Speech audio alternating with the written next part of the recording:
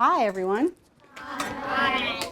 Now, I know that none of you have done the Read to Me project before because you were in 4th grade last year, and none of the 4th grade classrooms did the Read to Me project here. So I want to introduce myself. My name is Barbara Greenway, and the Read to Me program is a program that I thought of a few years ago, and I'm going to tell you why I decided that this would be something very important to do. I was a speech teacher for many years, and all over LaSalle, different LaSalle schools. I was a speech teacher down in King City, and I was a speech teacher even in Los Angeles, in East Los Angeles. And every year, about 3 weeks after school started in September, my phone would start to ring. And every year, the kindergarten teachers would say, "Miss Greenway, Barbara, you've got to see these kids. There's something wrong with them. I have so many kids in my class, and they don't know anything. They're just, I don't know what's wrong. Could you come see them?" And every year, I would feel sad about that there were so many kids that were starting school already behind. And so I would go into the classrooms, and what I found out about the kids that the teachers were telling me about was that they were very smart kids. There was nothing wrong with their brains, but it was true that they really, really weren't ready for kindergarten. And that made me sad. As a matter of fact, they were behind in so many areas. As a matter of fact, the scientists have been finding out that some children are coming to school 2 years behind. That means that a 5-year-old is starting school talking and thinking like a 3-year-old. And if you come to school that far behind, it's very difficult to make it up, And the question is, why are children starting school so far behind? And that's when I realized, and I knew that reading to children at home when they're really little is so important, so important. So then I thought of the Read to Me project, and I thought, well, why can't we have our 4th, 5th, and 6th grade students read to their little brothers and sisters at home? And I thought, yeah, that's a kind of a simple solution. So that's when we started the program about 4 years ago with four classrooms. Now there are 72 classrooms. And we started with 50 kids, and now there are about 850 kids who are reading to their little brothers and sisters. So it's just like a little seed of an idea that's growing up.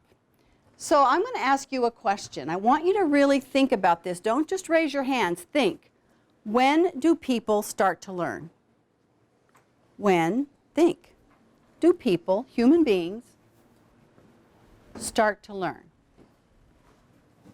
Raise your hand if you think, they start to learn when they get to school. Raise your hand if you think that's when they start to learn. Okay. Raise your hand if you think they start to learn in preschool. Oh, yeah, a lot of you think preschool. What about do you think they start to learn when they're beginning to talk, like at 2 years old? How many of you think that's when they start to learn? Oh, a lot of you. How many of you think they start to learn when they're just 1? Just learning to walk? Okay, some of you. How many of you think they start to learn when they're born? Let's all put our hands up, guys, because that's the truth. Yeah, he's like, whoa, that's the truth. People start to learn. You all started to learn the minute you were born. And that's why it's so important that we pay attention to little people when they're tiny, because their brains are lighting up.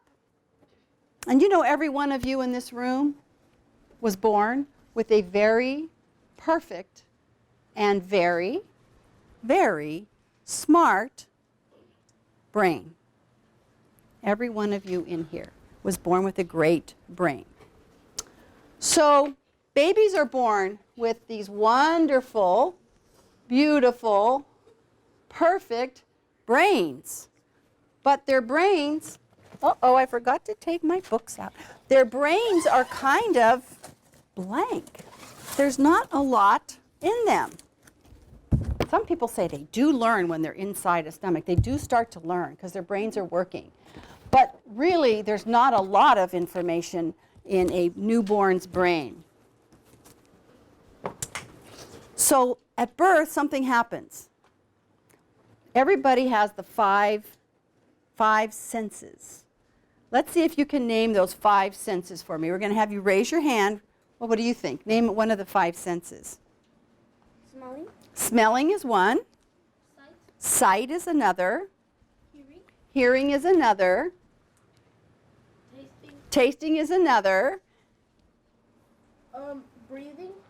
Breathing is important, but it's not one of our 5 senses. Oh, you're so close. Feeling. Feeling or touch.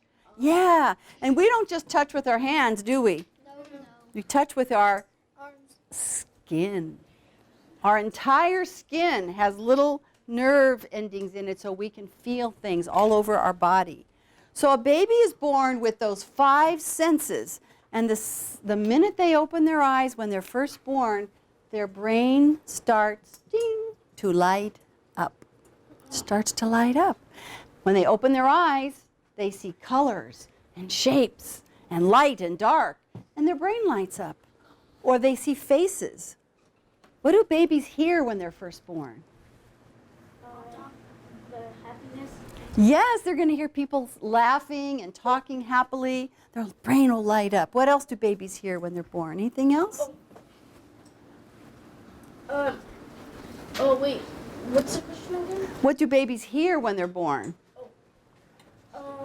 They sometimes hear sadness. They could hear sadness. They could hear themselves crying. How about that? Wah! And they're going to hear that, and it's going to surprise them because they've never heard themselves cry before. So babies are seeing some new things, hearing. They're going to taste milk, which is sweet. They're going to, what do they feel? What will a newborn baby feel? Warmth from their mother. Warmth from the mom, the skin of the mom. What else will a newborn baby feel? Somebody else that hasn't answered. Somebody who hasn't answered. Back there. Huh? What will a baby feel, guys? Come on, besides their mom's skin. Yes. Dad's skin. Their dad's skin. Softness. Softness, maybe the blanket softness. Yeah, right. Maybe they're going to feel being squeezed a little bit. So they're going to feel all kinds of interesting things on their body. They're tasting, they're hearing, they're smelling. They might smell some baby powder, right?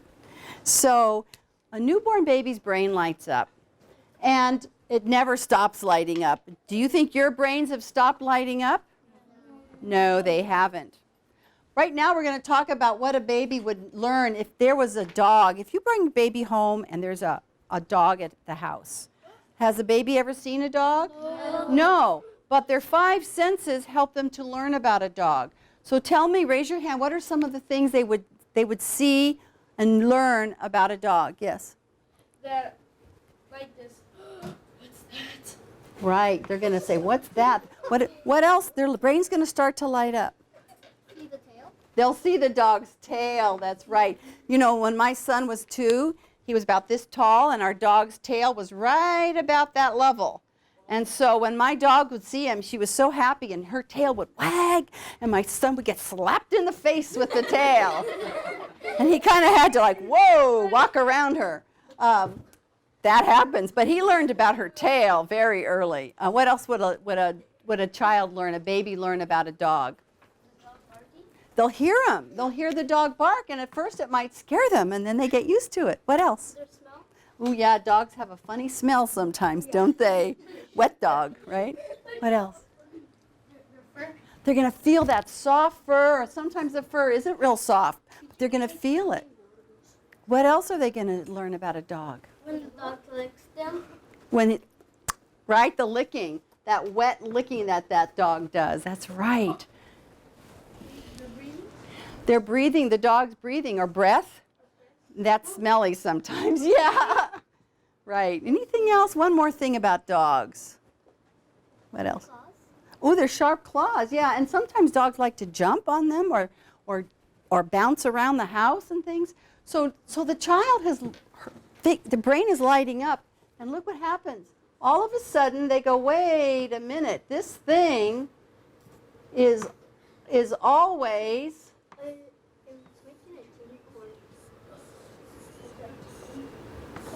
Their brain starts to light up, and they notice, wow, this thing that always wags its tail and licks me and barks, that thing's called a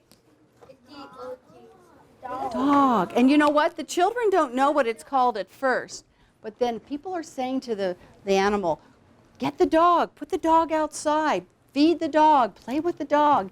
And pretty soon, that's how children learn language. They learn it because they hear that word over and over again, and they see the thing over and over again. They put the two together, and bam! They go, that thing's called a dog. And if you tell an 8-month-old or a 10-month-old to go pet the dog, well, they'll go over and pet the dog because they know the word, even if they can't say it yet. They know that word. So brains are pretty cool. And one of the things they do is they start to make connections. And those are the connections that you know how to make because you've been in school a long time. Right now, we're going to have you make some brain connections right now. So please stand up. And I want you to follow my instructions. And we're going to see if your brain lights up because you know this thing, or if you're going to go, I don't know what that is. So let me ask you to follow my directions. Shh. I want you to touch your mandible with your phalanges. Wait, what are phalanges? Huh? It's a big question mark. There's nothing. Good question. Do you know what mandible is? What's a mandible? Who knows what a mandible is? In Spanish, you guys probably know that word. Mandibula. Is it mandibula? Mandibular? Have you heard that? Yeah. So what is it? This is your mandible right here. It's called your jawbone. In English, we call it a jawbone. You know, the dinosaurs have the huge mandibles, right? So that's your mandible. Now, what's your phalanges? Hand? Yes, your fingers. So touch your mandible with your phalanges. Did you know that? You just guessed, but it was a good guess. Good. So now we know. Jing! Now we know phalange and mandible. Now try this. Touch your patella to your collarbone. Patella. What's your patella? Your knee. How do you guys know that? Yes, it's your knee. And where's your collarbone? Your hand. Collarbone. Anybody know what Your neck. You're very close. It's not your neck, but there's a bone right here. This bone. Your pulse. It's at your collar. This is called your collarbone. Right here. It's right here. Oh, yeah. You feel it? Goes across like that. Now touch your patella, your knee, to your collarbone. Who can do it? Nobody? He did it. That's not easy. All right, sit down. I'm struggling. She did it. She did it? No. He did it. All right. Yeah, I can't do it. All right, so now we know phalanges, mandible, collarbone, and patella. So here's another one. Touch your phalanges to your patella. Ding, ding. Look at his little brain light up. Yes. He was like, phalanges, patella. And his brain started to make the connections. Oh, now I know what she's talking about. Yes. How many of you did that? Phalanges, patella. Good job. All right. So now you know about how brains kind of start to learn. And they never stop learning, of course. Did you know that 90% of what we know, we learn during those first 5 years of our lives? 90%. That's like almost the whole thing. And children start to learn, we talked about this at birth, right? And we're going to talk about the period from birth to age 5. From birth to age 5 is when children learn so much about the world. And if they learn a lot here, this is called the foundation for learning. If they really get a good foundation for learning, then when they get to school, they can learn the next thing. And then if they learn this really well, they can learn the next thing. But if the foundation isn't strong, it's hard to move on and learn the next levels. So I want to talk about foundations, which you probably know about. Under this building, there's something called a foundation. And it's made out of cement and maybe some metal, and it goes down deep into the ground. And the taller the building, the stronger and deeper are the foundations to hold the building up. So I have a question. What is the foundation for a tree? Think about this before I call on you. Think, what's a foundation for a tree? The dirt's very important, but that's not exactly what holds the tree up. Vines. The vines. I know what you're thinking of. I think you're thinking of the thing. How do you say it in Spanish? No? He's close. I think he's close. The roots? The roots. I think that's what you were thinking of. The roots go down deep into the ground. You know how trees are kind of tall and skinny? Are the roots just straight down? No. They curve and they spread out. And they're very wide and they're very deep. Deep. They go down deep into the ground, and that's what holds a tree up. The bigger the tree, the bigger their root area. So trees have roots, trees have foundations, buildings have foundations. Cakes, wedding cakes, they have foundations too to hold that big, tall wedding cake up. Right? And guess what? People have foundations. What would be some of the things that a little child should know before they get to kindergarten? What should they know? What do you think? The simple words like sight words. They should be able to know, maybe they should know, but they're going to learn that in kinder. But one thing they really should know about, like you're talking about, is books, because books will help them a lot. They should know how books open and close, and they should know that books are interesting and fun and tell stories. So books. And they might even know how to read a few words. You're right. What else do children need to know before they get to kinder? Their numbers. Their numbers. Thank you. They need to know numbers. They need to be able to count. To what? They need to know how to count. Exactly. And they need to know that if you say, go get me 2 cookies, that they don't just bring you a whole box. That's not 2.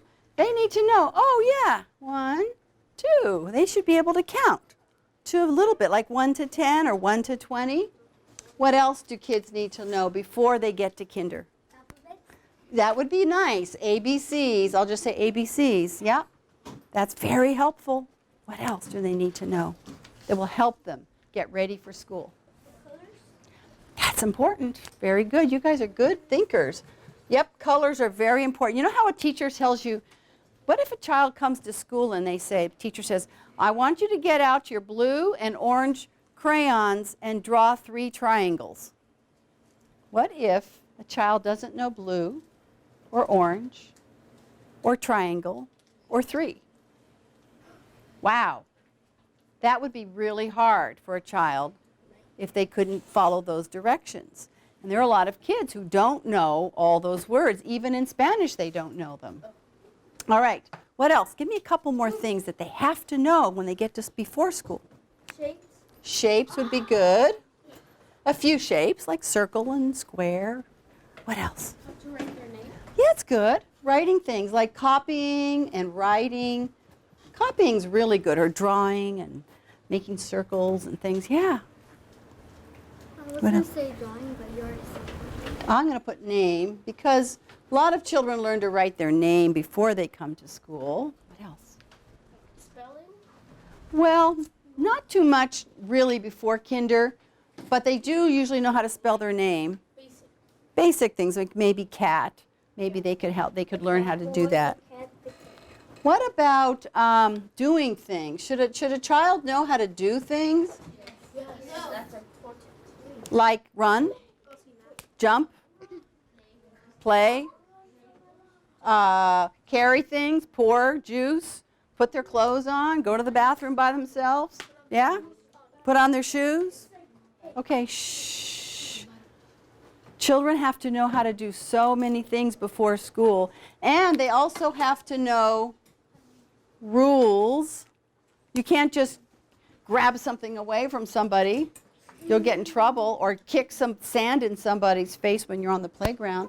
They have to know the rules of good behavior and right and wrong and sharing. And what else? They need to know how to behave, and that's the rules. They need to know how to behave. Right. And you know, one thing they really need to know, I wish I could draw the whole thing, but they need to know how to talk, and they need vocabulary words and communication skills. Yeah.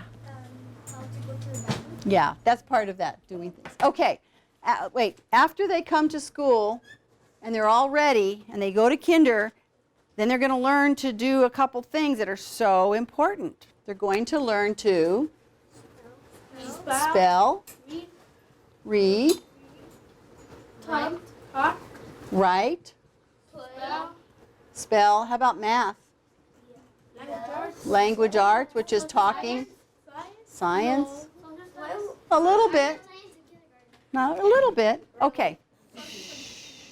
So after they have this foundation here, then they can come here and learn to read and write in elementary school like you guys are doing. And then they go on to high school and they learn a whole lot more, many more things. They learn art and music and geometry Technology. and what was the other? Technology. Technology, How to work with technology. Read. computers. Science. Software. You guys wearing out my arm. Okay, sports. All right, that's enough. Science. So now, look at this. They have built on their foundation. They've built all these skills, and now they're ready to graduate and do something else. What do people do sometimes when they graduate from high school? What do they do? Find job. Yeah, thank you. They can find a job because now they know how to read and write, and they know how to learn, and they know how to do computers, and they know how to do things with their hands, and so now they're really getting skills. They already know skills that they can apply to a job, and that's an important thing to be able to do. What else? They could go to a university. Go to college. They can go to college, university, and go to college. They could get a house. Well, not right away, but they probably will get an apartment or rent something, yeah. So here's what I like to say, that when children have a good foundation, they can have opportunities. Get a car. They can do anything they want. If you know how to read and write, guys, you can learn anything you want. Anytime, anything. So opportunities are for people who've done really, been able to do well at all the different levels. And that's why we have the Read to Me project, because we're starting right here. We're starting right here to help kids get ready for a lifetime of opportunities. So I'm going to show you what I'm going to bring to your class. This is a box of books. About 75 books are in this box. And the thing that's interesting about these books, they're for babies that are only 8 months old or 1 year old. That's my red group of books are for my babies, for your babies. Then I have a blue group that are for 2-year-olds with a blue top. And then we have a dark green group for 3-year-olds with a green top. And then we have a group that I call my yellow group, and it's for 4 and 5-year-olds, and it has a yellow top. On this side it looks green, but it's really yellow on this side. It has yellow at the very top. So the Read to Me project is for kids in 4th and 5th and 6th grades who have a little person at home who is, let me write the ages down, 8 months, or 1, or 2, or 3, or 4, or maybe even just turning 5. No, because our program, our goal of our program is to help get children ready for kindergarten. And so we're working with kids who aren't in kindergarten yet. They're getting ready for kindergarten. So if children are in kindergarten, there's other things you might be able to do to read to them by taking books out of your school library or something else that you can work on with your teacher. But for our program, you have to have a little person in your home. Now, the person has to live with you because you have to read at least 4 days every week. 4 days.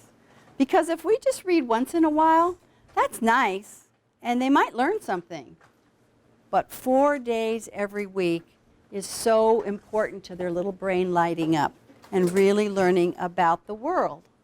And that's your job, to kind of teach them about the world. Okay? So, I have some rules that we follow with Read to Me project, and I'm going to put that right there.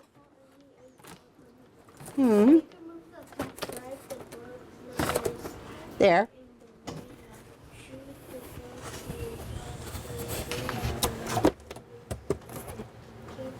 Okay. So one of the things that I also have in this bin is a book binder, is a reading log, and your teacher is going to think about who's going to be the best book bin assistants that he can find. And those 2 people are going to help with checking out the books. And inside the binder, you will find pages. This one's all filled up because this was from last year. But inside the binder, there's going to be dates. And every time you check out a book, you're going to put a number. Every book has a number at the very top. And the number goes right here. You'll read it 4 days at home. You'll bring it back every week. And then they're going to say, how many days did you read the book? And you're going to say, hopefully 4, but maybe you didn't. Maybe you went to Mexico or you were sick and you didn't. So you tell them how many days you read the book, and then you can check out a new book.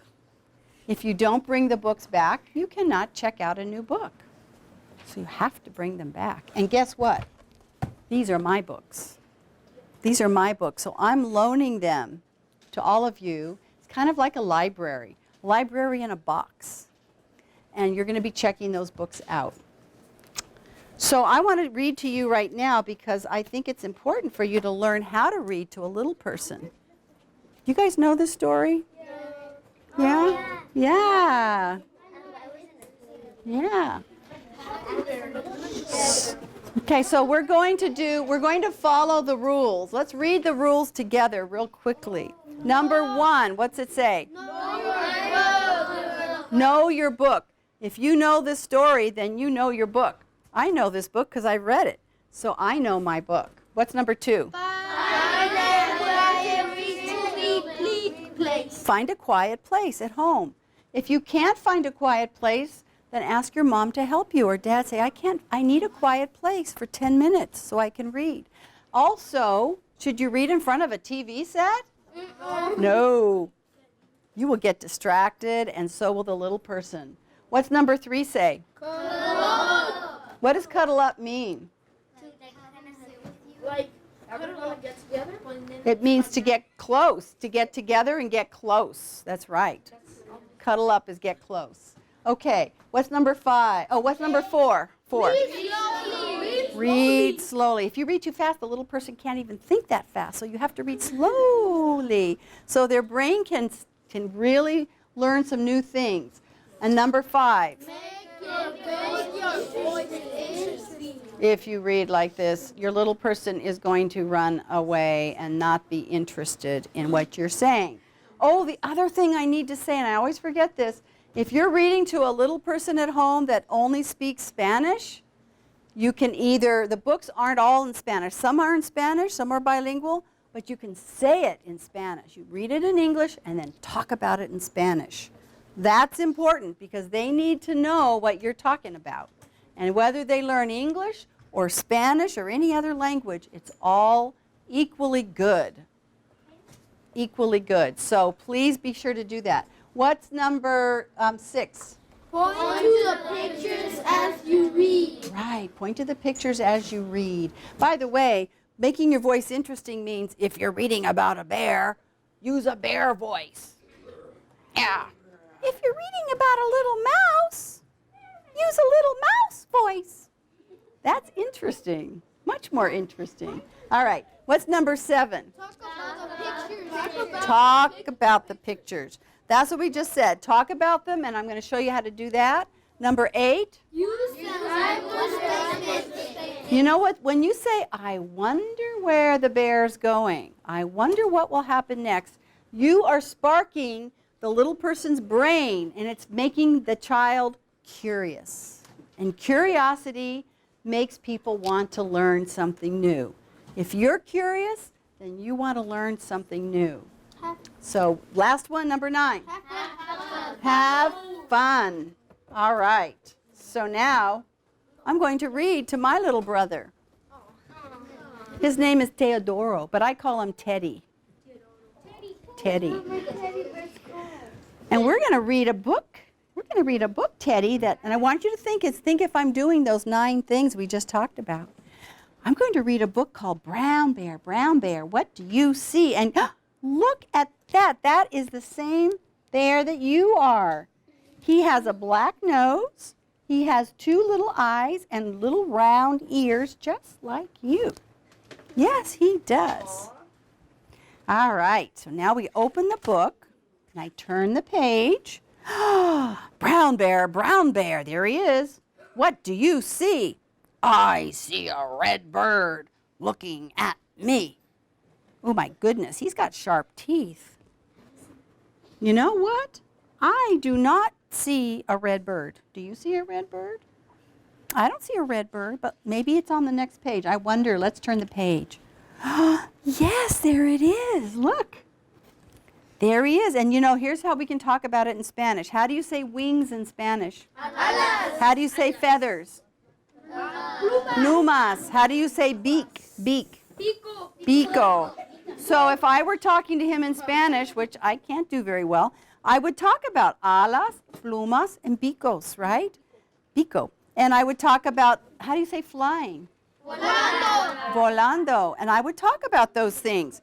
So I'm going to tell him in English, though. Look, that's a red bird. He is beautiful color. You like the color red. And he's got wings and feathers. And he's flying through the air just like that. And he says, tweet, tweet, tweet. Tweet, tweet, tweet. Red bird, what do you see? I wonder what's next. Tweet! I see a yellow duck looking at me. You think a yellow duck's on that next page? Yes, it is. Look at that yellow duck. And you have yellow in your shirt. You see this? There's some yellow on your shirt. Yeah.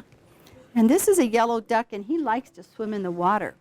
Now, you guys, you know the story, so I'm going to let you decide what's next. Yellow duck, quack, quack, quack. What do you see? He says, I see a... Octopus. I see a blue horse looking at me. Yay! There's a blue horse. I have never seen a real blue horse before, but he's beautiful. I hope I do someday. Blue horse, what do you see? I see a green frog, ribbit, looking at me. All right, I think that's enough for reading for today because there's a whole lot more pages in here. don't have time. I wish I did.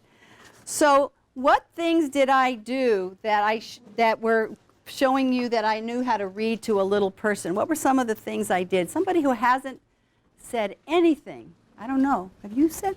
What did I do? Really slow. I did. I read slowly. Thank you. That's one.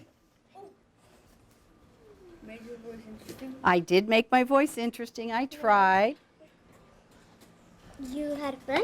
I had fun. You guys had fun too. You cuddled up with the bed? I did. I cuddled up 4 things. Know your book? I did know the book. I had read the book. Oh, this whole side is not raising their hand at all. Oh, thank you. What? Read slowly. I did read slowly. We said that one, but yes, I did. Thank you. Anybody back here? Come on. I know you know. Yes. What did I do? You're not sure? What did I do? You wonder? I did say, I wonder. Maybe not enough, but I did say, I wonder what's going to be next. Thank you. I did that. Talked about the pictures? I talked about the pictures. I did do that a lot. I pointed to pictures. And there's one more thing that I do. What? You read about the pictures? Oh, I know what it is. Was it quiet here? Yes. Kind of. Yeah, it was quiet. So did we find a quiet place? Yes. Right here in the room was pretty quiet, guys. Thank you for that. So that's how you read to a little person. And when I come back later in about 4 or 5 weeks, the people who are in our program are going to practice some of those skills. That's the next thing we do, coaching, right? All right, so now we have some forms, Mr. Barajas, that I'm going to talk to the kids about. If you have a little person at home, that's those ages, 8 months, 1, 2, 3, 4, or 5, not in kinder. Can be in TK, yes, preschool, yes, but not in kinder. Then you can be in the program. Is there anyone, and you have to live with the person in your house. Raise your hand if you have someone at home that you can read to. Oh, wow. That's a lot. 1, 2, 3, 4, 5, 6, 7, 8, 9, 10, 11, 12, 13. Wow. Okay, so you're going to get this paper, and this is a survey. I need it to be quiet so I don't want to have to say this again. You're going to put your name at the very top, first and last name, who your teacher is and your grade, and then who you're going to read to.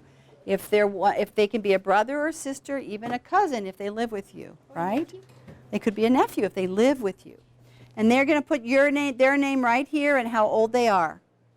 And then if you have two, sometimes people have twins. They want to read to like 2 sisters that are twins or something. There's a second place.